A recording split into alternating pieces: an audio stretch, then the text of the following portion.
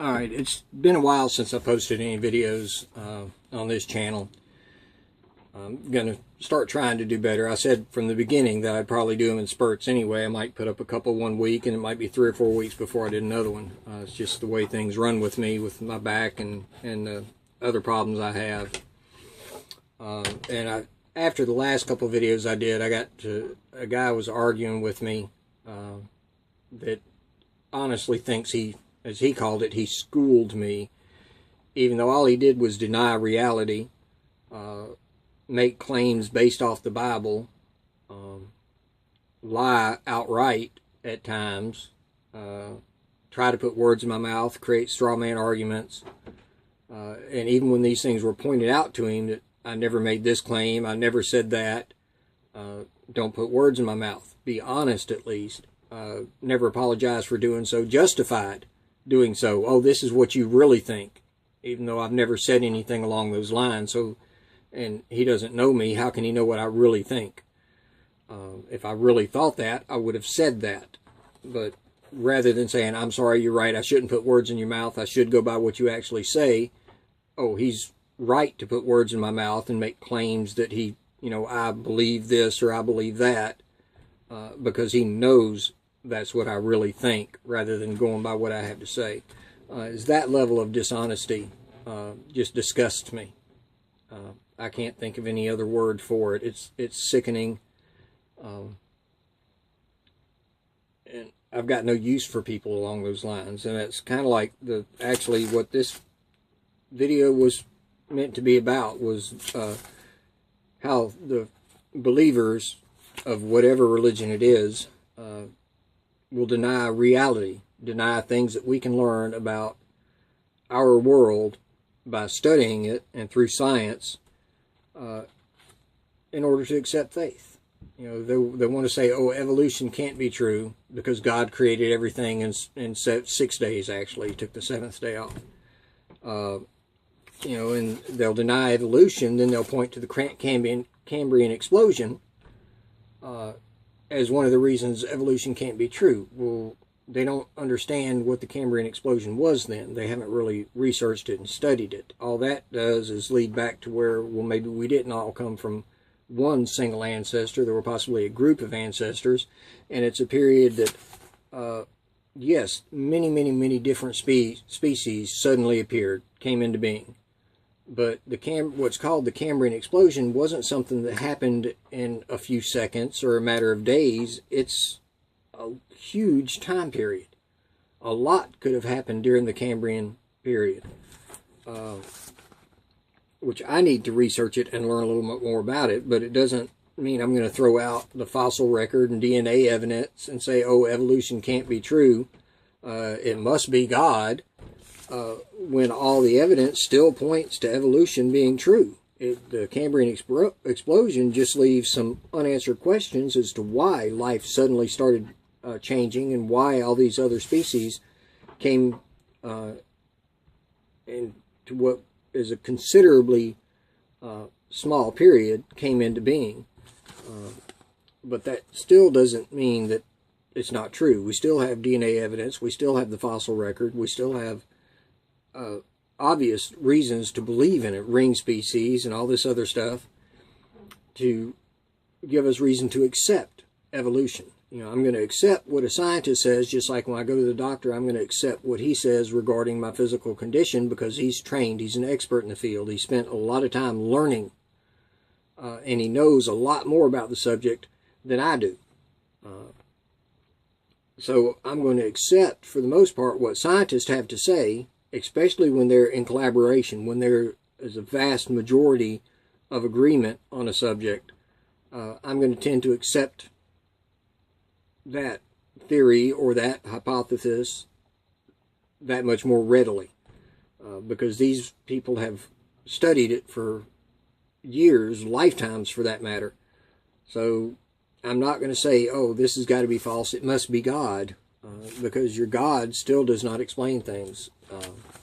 It doesn't matter whether you follow Allah or you follow the Christian Jesus or just simply follow the God of Abraham, as Jewish people do. for the most part. I mean, but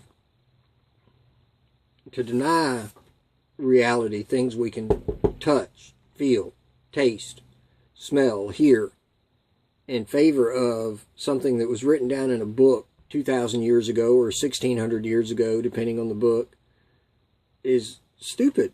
I can't think of any other word for it. It's ridiculous.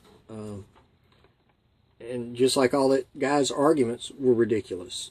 He couldn't, all he did was make claims based off the Bible, couldn't back anything up with evidence. All he did was deny what I had to say and claim that scientists were lying, which why there would be this great conspiracy of scientists lying to us, I still haven't figured out.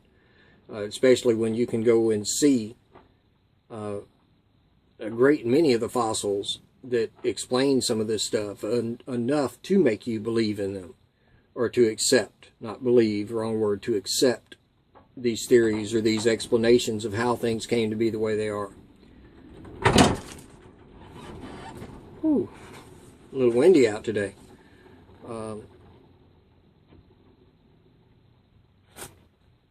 I just don't get it. I don't get it. Why do they do it? Why would anyone want to deny reality just so that they could continue believing in something that is obviously not true, believing in something that has obvious errors in it? The mustard seed's not the smallest seed.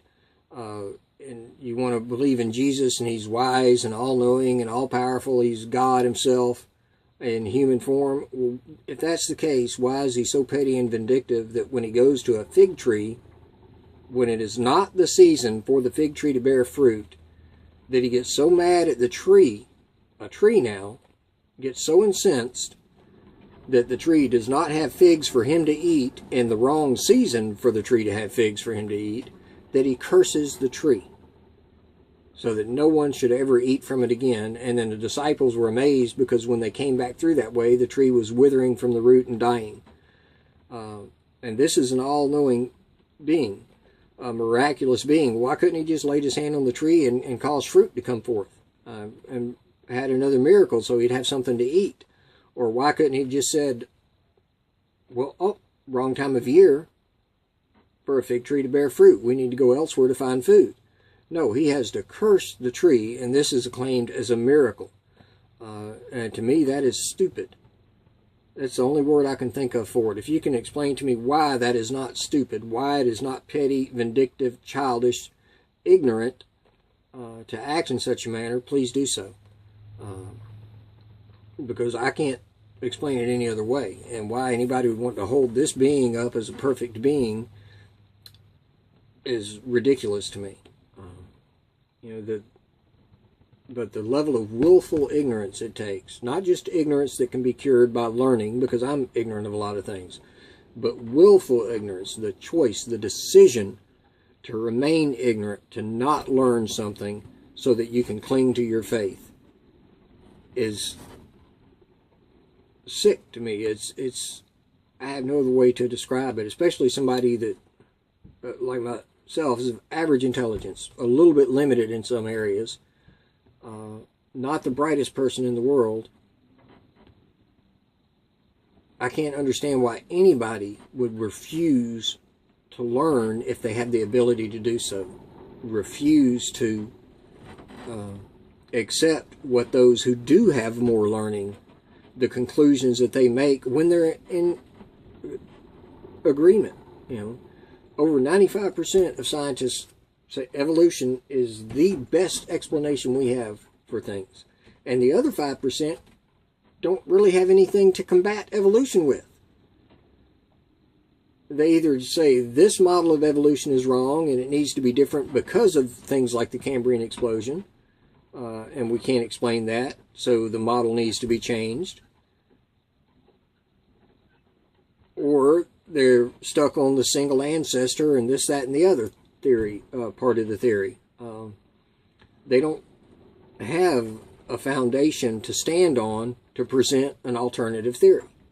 It's not like you can say, oh, God did it because this book says so, because there's no evidence that God did it. There's nothing that shows anything in that book to be true as far as science is concerned. There's no worldwide flood.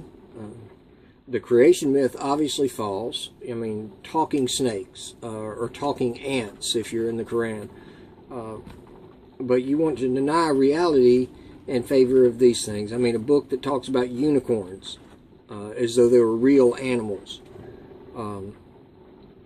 that mentions dragons, and you want to deny reality, things that we know exist and that we know happen, in favor of this book. And it's just sad to me.